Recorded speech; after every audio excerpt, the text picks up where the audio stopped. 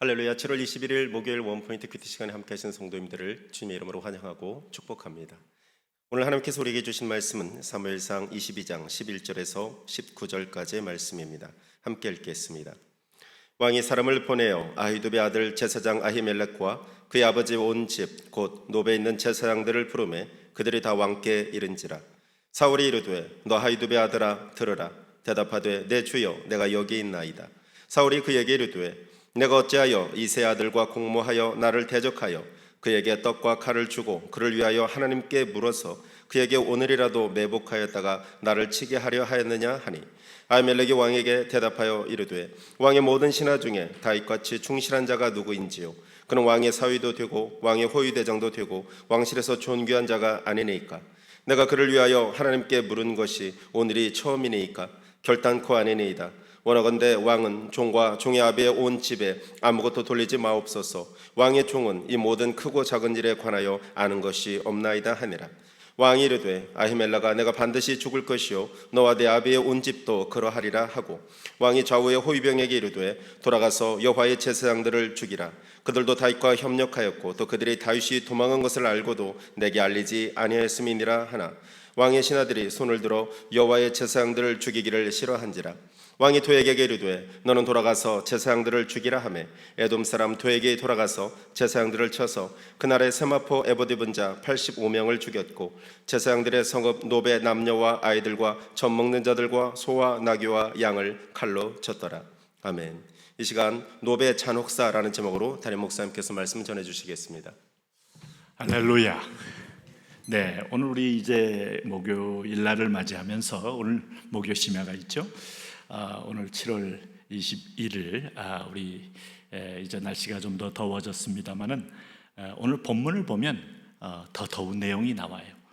덥기보다는 아주 잔혹한 내용이 나오는데, 이 잔혹 속에서도 과연 성경은 정당한가, 성경은 정경성이 있는가 하는 질문까지 우리가 물어볼 만한 이유가 있습니다.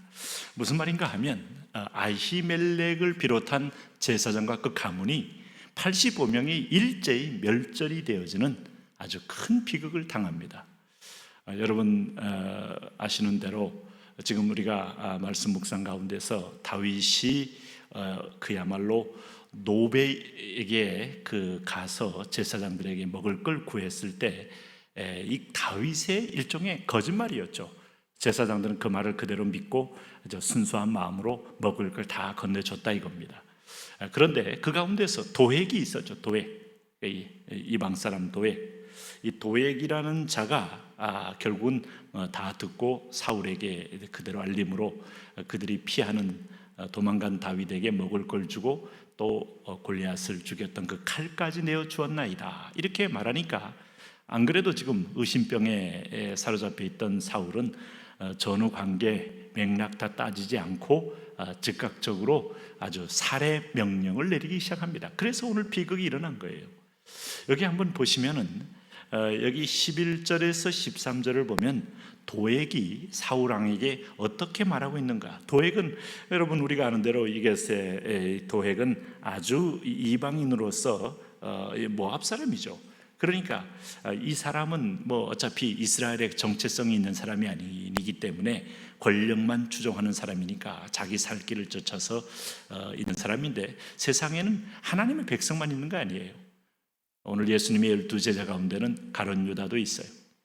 이 세상에는 오늘 하나님과 원수된 자들도 곳곳에 숨어 있어요. 심지어 하나님의 교회 안에서도 양과 염소가 함께 있다고 말합니다. 그러면 하나님이 그걸 모르시는가? 하나님은 이것을 처리할 능력이 없는 것인가? 결코 그렇지 않다는 거예요. 우선 여기 11절에 보면 왕이 사람을 보내어 아히두베 아들 제사장 아히멜렉과 그의 아버지의 온 집 곧 노베에 있는 제사장들을 부르매 그들이 다 왕께 이른지라. 자, 사울왕이 노베에 있는 제사장들과 그 집안 식구들 다 소환을 했습니다. 그래서 12절에 사울이 이르되 너 아히두베 아들아 들으라. 대답하던 내 주에 내가 여기 있나이다 라고 말하지 않습니까? 그럴 때 13절 보세요. 사울이 그에게 이르되 내가 어찌하여 이세 아들과 공모한 적은 없습니다. 이게 이제 사실과 해석이 달라진 면이죠. 나를 대적하여 그에게 떡과 칼을 주고 떡과 칼을 준 것은 사실이지만 동기는 전혀 다른 겁니다. 그러니 우리가 한 현상을 보고 단죄를 한다는 것은 얼마나 황망한 결말을 맺을 수 있는지를 보여줘요. 그를 위하여 하나님께 물어서 그에게 오늘이라도 매복하였다가 나를 치게 하려 하였느냐. 여기는 이제 망상입니다. 피해망상, 과대망상이 있어서 오늘 아히도벨 제사장 집안과 다윗이 공모하여 나를 칠 거라는 생각까지 번지게 된 거예요. 그럴 때 이 아히멜렉 제사장은 사울 왕에게 정직하게 대답합니다. 14절 15절이 그거죠. 왕의 모든 신하 중에 다윗같이 충실한 자가 누구인지요. 공교롭게도 이 다윗에 대한 정직한 어떤 증언은 사울에게 더욱더 자극을 주었다, 이런 생각이 들어요. 사울이 죽인 자는 천천히요, 다윗이 죽인 자는 만만히요 하면서 인기가 다윗에게 쏠리면서 왕권도 위협한, 이건 망상이거든요. 이런 느낌을 가진 사울에게 아히멜렉이 오늘 다윗같이 충실한 자가 누구겠습니까? 하는 말은 다윗 사울의 심기를 건드렸다. 그는 왕의 사위도 되고 왕의 호위 대장도 되고 왕실에서 존귀한 자가 아니니까.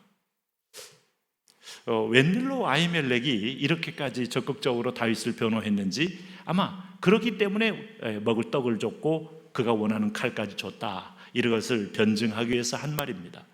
그래서 15절에 내가 그를 위하여 하나님께 물은 것이 오늘이 처음이니까 결단코 아니니이다. 원하건대 왕은 종과 종의 아비의 온 집에 아무것도 돌리지 마옵소서. 왕의 종은 이 모든 크고 작은 일에 관하여 아는 것이 없나이다 하니라.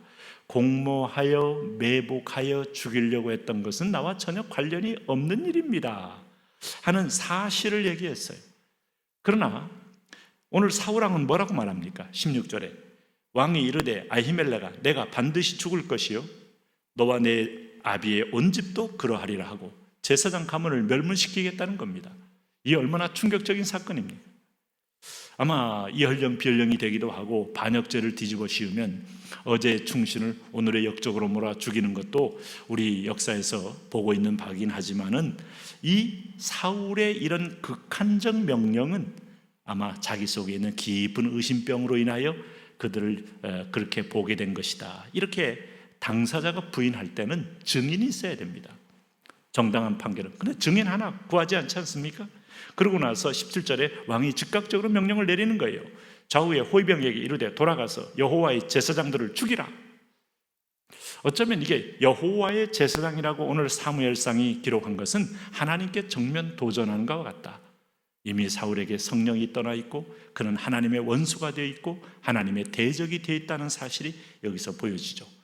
그들도 다윗과 협력하였고 또 그들이 다윗의 도망한 것을 알고도 내게 알리지 아니하였음이니라. 하나 왕의 신하들이 손을 들어 여호와의 제사장들을 죽이기를 싫어한지라.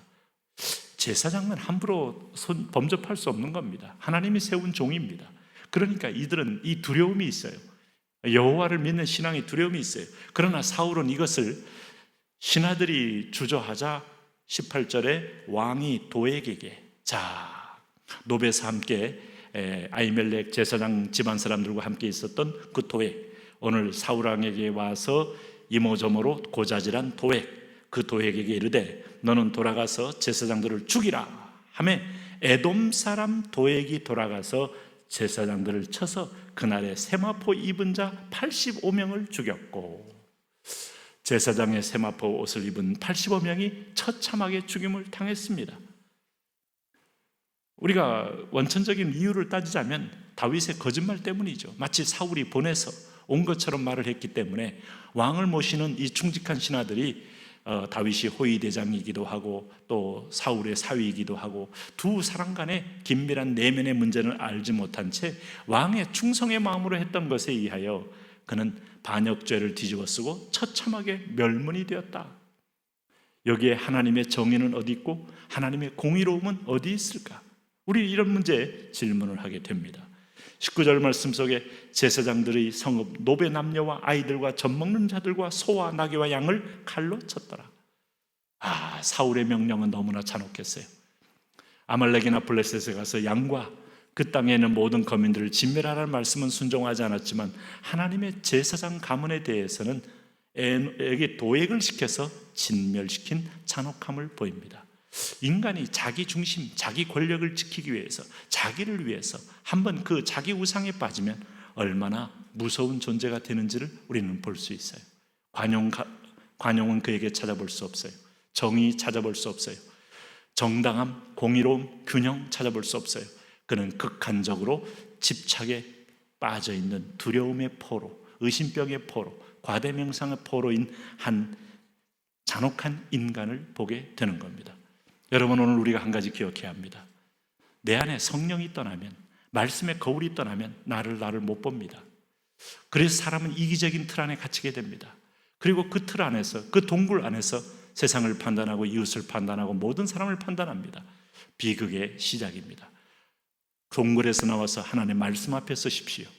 죄와 의와 세상에 대하여 심판하시는 말씀을 보십시오.